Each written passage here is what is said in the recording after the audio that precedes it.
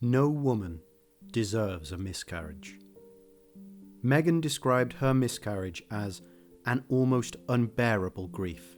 I knew, as I clutched my firstborn child, that I was losing my second. She recalled a distinct and painful moment. Watching my husband's heart break as he tried to hold the shattered pieces of mine. Why didn't she tell anyone before?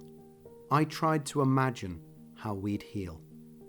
Both Meghan and Harry were broken, as everything seemed okay. But it all changed in an instant. Suddenly, holding Archie in her arms, Meghan fell down.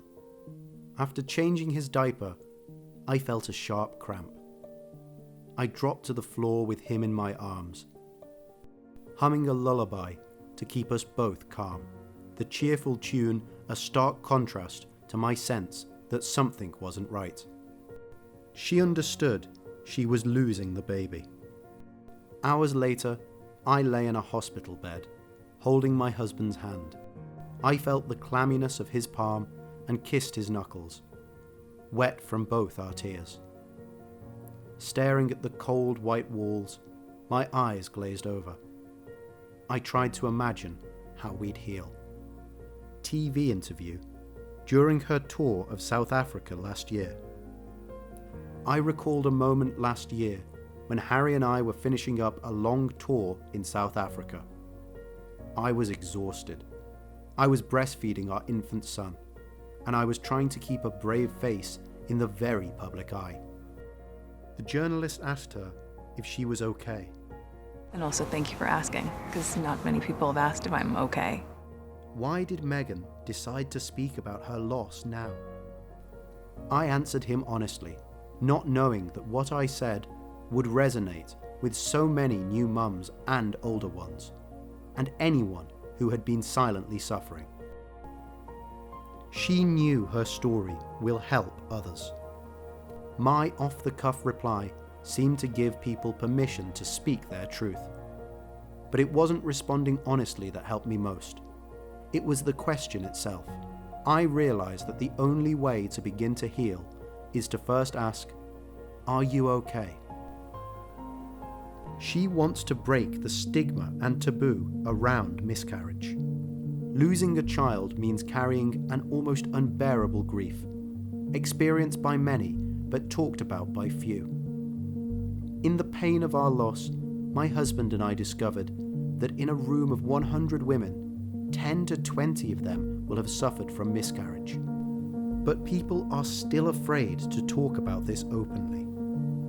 Despite the staggering commonality of this pain, the conversation remains taboo, riddled with unwarranted shame, and perpetuating a cycle of solitary mourning. She wants people to think about others more.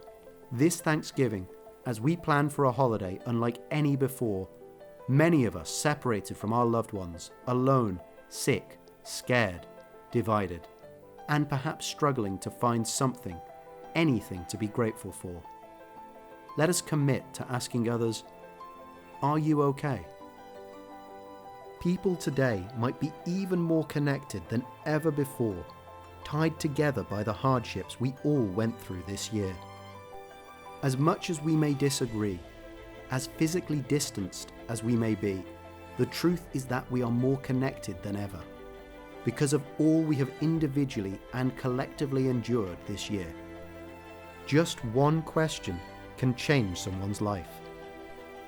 We are adjusting to a new normal where faces are concealed by masks, but it's forcing us to look into one another's eyes, sometimes filled with warmth, other times with tears. For the first time in a long time, as human beings, we are really seeing one another. Are we okay? We will be.